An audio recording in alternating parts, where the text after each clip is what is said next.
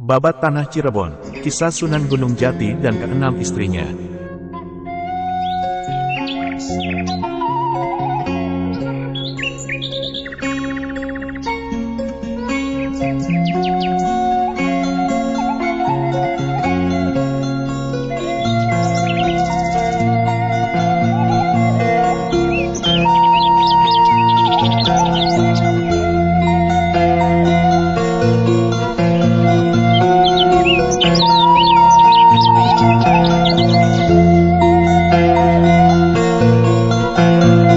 Assalamualaikum, masih bersama di channel YouTube Bilal Esandra. Kali ini kita akan menguak dan membahas tentang Sunan Gunung Jati Cirebon. Seperti biasa tak henti kami mengharap dukung like, subscribe, dan share agar channel ini bisa berkembang serta membawa manfaat. Sunan Gunung Jati adalah salah satu anggota dakwah syiar dan penyebaran Islam Wali Songo, generasi kedua. Beliau menggantikan kedudukan Sunan Ampel yang mangkat. Peristiwa tersebut tercatat pada tahun 1478 Masehi. Beliau menyebarkan dan mensyiarkan Islam di daerah Jawa Barat. Sebagai pemimpin Wali Songo terpilih, beliau memusatkan segala aktivitas kegiatan di Gunung Sembung Cirebon. Dan pusat kegiatan tersebut dikenal dengan pusar bumi atau pusatnya dunia. Terlahir dengan nama Syarif Hidayatullah pada tahun 1448 Masehi. Ayah beliau bernama Syarif Abdullah Umdatuddin bin Ali Nurul Alam. Beliau masih keturunan penguasa Mesir saat itu dan ibu beliau Nyai Rara Santang atau Syarifah Mudain, putri Sri Baduga Maharaja Prabu Siliwangi dari Kerajaan Pajajaran. Mekah dan Baghdad adalah tempat di mana beliau menimba ilmu agama. Banyak orang alim dan soleh yang beliau ambil manfaat ilmunya, sehingga beliau mapan dan memahami ajaran agama Islam sesungguhnya. Beliau juga mendapatkan didikan langsung dari gurunya, yaitu Syekh Zatul Kahfi Cirebon. Beliau memiliki 6 orang istri yang selalu mendukung dan membantu penyebaran agama Islam di Jawa Barat.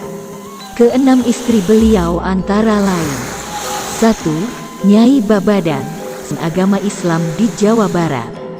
Keenam istri beliau antara lain: 1. Nyai Babadan, seorang putri Ki Gedeng Babadan. 2. Nyai Kawunganten, putri Ki Gedeng Kawunganten. Beliau dikaruniai 2 orang keturunan, yaitu Ratu Winaon yang menikah dengan Pangeran Atas Angin atau Pangeran Raja Laut. Putra kedua adalah Pangeran Sabah Kingkin yang kelak menjadi Sultan Banten bergelar Sultan Hasanuddin.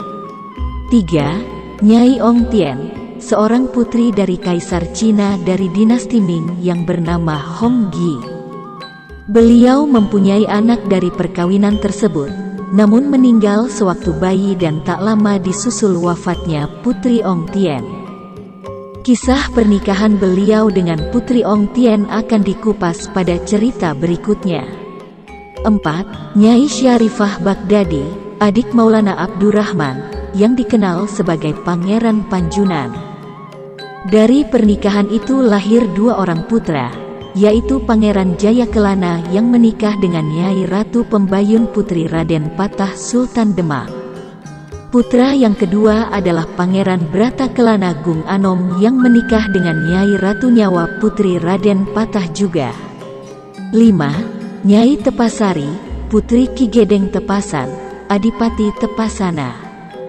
Seorang pejabat Majapahit yang berkuasa di Tepasana.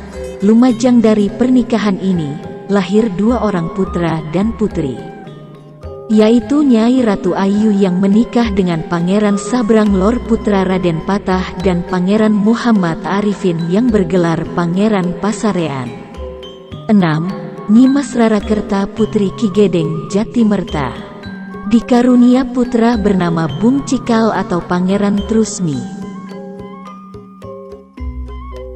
Syarif Hidayatullah Sunan Gunung Jati berpulang ke Rahmatullah pada tanggal 26 Rayagung tahun 891 Hijriah atau bertepatan dengan tahun 1568 Masehi. Tanggal Jawanya adalah 11 Krisna Paksa bulan Badramasa tahun 1491 Saka.